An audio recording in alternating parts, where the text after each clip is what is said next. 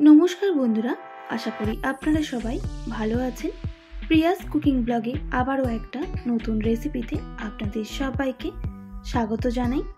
आजके आमी सजने शाक दिए एकटी दुर्दान्त स्वादेर निरामिष रेसिपि शेयर करब। आशा करी आजकेर रेसिपि आपनादेर भालो लागबे। सजने शाक भाजा अनेकेई तो खेयेछेन, एकबार एइभावे रान्ना करे देखुन, असाधारण लागे रेसिपिटी। प्रथमेই नरम দেখে সজনে শাক নিয়ে নিতে হবে আর শাকগুলো এইভাবে বেছে নেব। যেহেতু শাকের উল্টো পিঠে বিভিন্ন রকমের পোকামাকড় থেকে থাকে।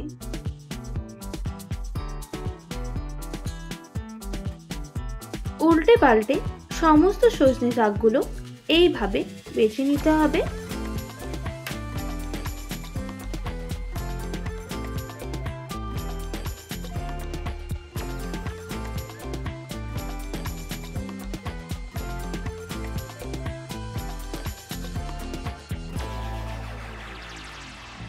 समस्त सजने शाकगुलो बाछा हो गेछे।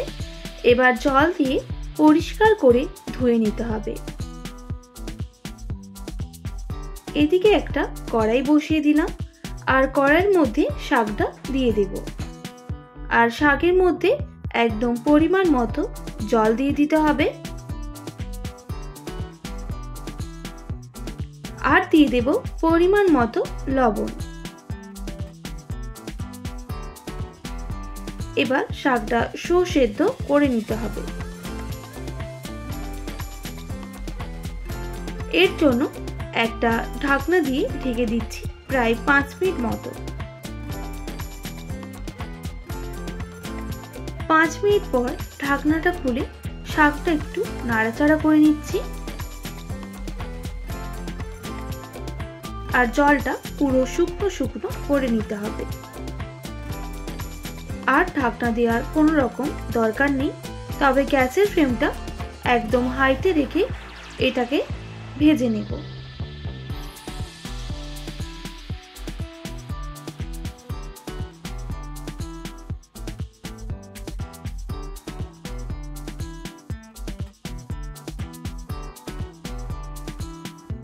বেশ কিছুক্ষণ এইভাবে ভাজা হয়ে গেলে জলটা কিন্তু একদম শুকনো হয়ে এসেছে।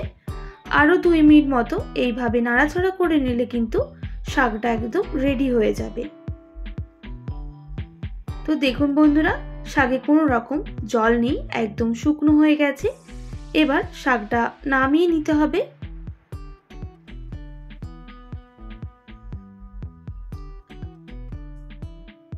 এবার বড়িগুলো ভেজে নেব।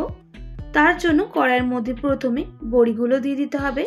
তবে বড়িগুলো আমি বিউলির ডালের বড়ি নিয়ে নিয়েছি। প্রথমে একটু ভেজে নিচ্ছি আর এই রকম ভাজা হয়ে গেলে এর মধ্যে এবার তেল অ্যাড করে দিতে হবে।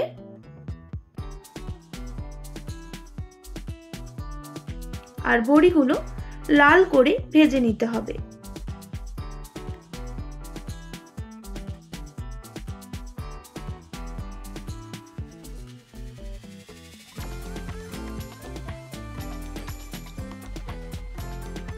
এই রকম লাল করে ভাজা হয়ে গেলে এবার নামিয়ে নিতে হবে।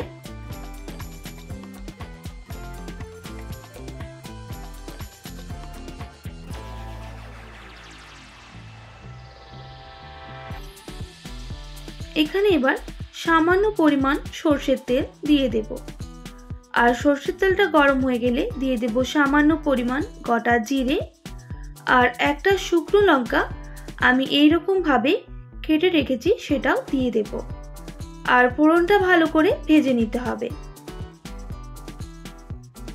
ফোড়নটা ভাজা হয়ে গেলে এই রকম ভাবে আলু কেটে রেখেছি সেটাও দিয়ে দেব। আপনারা অবশ্যই আলুটা স্কিপ করতে পারেন, তবে এই সবজিতে যদি আলু দেওয়া হয় টেস্টটা কিন্তু অসাধারণ হবে। এইভাবে আলুগুলোকে 4 থেকে 5 মিনিট সময় নিয়ে ভেজে নেব।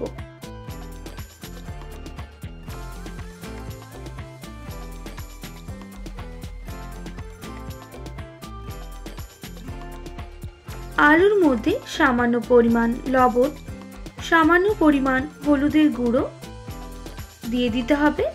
আবারও ভালো করে মিক্স করে নিচ্ছি।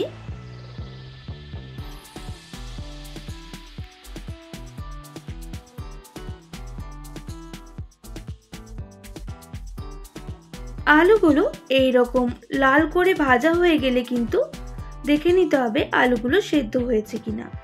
আলুগুলো কিন্তু সেদ্ধ হয়ে গেছে, তাই সেদ্ধ করে রাখা শাকটাও অ্যাড করে দিতে হবে। আবারও আলুর সাথে শাকটা বেশ কিছুক্ষণ ভেজে নিতে হবে।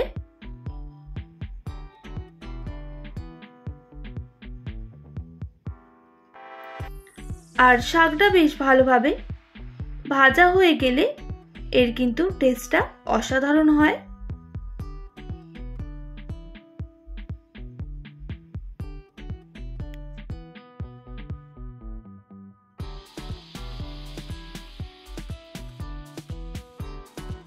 আলু আর শাক এইভাবে আরো বেশ কিছুক্ষণ ভেজে নেব।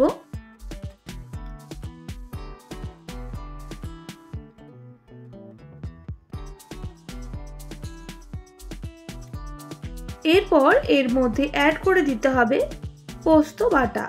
এখানে 2 টেবিল চামচ পোস্ত বাটা অ্যাড করে দিতে হবে। আর দিয়ে দিচ্ছি বাটি ধোয়া জলটা। এবার গ্যাসের ফ্লেমটা লোতে করে ভালো করে মিক্স করে নিতে হবে।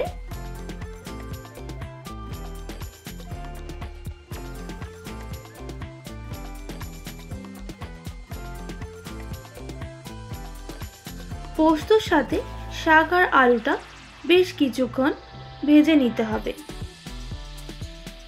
আর ভেজে নেওয়া হয়ে গেলে বড়িগুলো আমি হাত দিয়ে এইরকম গুঁড়ো গুঁড়ো করে রেখেছিলাম সেটা অ্যাড করে দিতে হবে। আবারও বড়ির সাথে মিশিয়ে নিচ্ছি।